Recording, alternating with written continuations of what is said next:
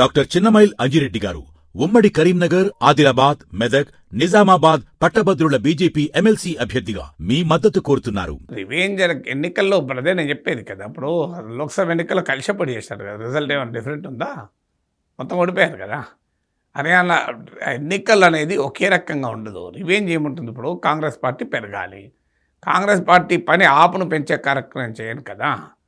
అదే సమయంలో కాంగ్రెస్ పార్టీ అది ఒక డిఫరెంట్ పార్టీ, ఆపు ఒక డిఫరెంట్ పార్టీ. ఆపును పెంచే పని కాంగ్రెస్ చేయదు కదా. కాంగ్రెస్ పెంచుకునే పని చేస్తుంది. మీకు ఢిల్లీకి వచ్చేవరకు ఏంటంటే బీజేపీకి ఒక 32 to 38% ఓటింగ్ ఉంటుంది. అంటే ఎప్పుడైనా వర్స్ట్ కేస్ సినారియోలో కూడా బీజేపీకి 32% ఓటింగ్ వచ్చింది. బెస్ట్ కేస్ సినారియోలో 38% ఓటింగ్ వచ్చింది.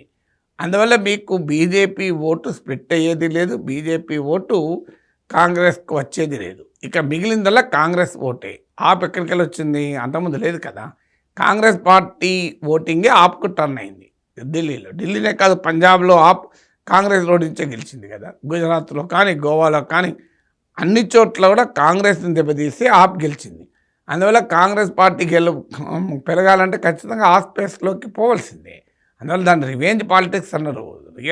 అనివార్యంగా కాంగ్రెస్ పార్టీ పని చేయలేదు. కేరళలో కాంగ్రెస్లో కమ్యూనిస్టులు కొట్లాడుకుంటలేదు. రివెంజ్ పాలిటిక్సా? దేశంలో మిత్రపక్షాలు మరి ఎందుకో కేరళలో కొట్టుకుంటున్నారు. మిత్రపక్షాలు ఉన్న కేంద్రంలో కొట్టుకోవాల్సి తప్పదు కదా. కేరళలో కొట్టుకోకపోతే కేంద్రంలో మిత్రపక్షాలే, కేరళలో కొట్టుకోకపోతే కలవదు కదా.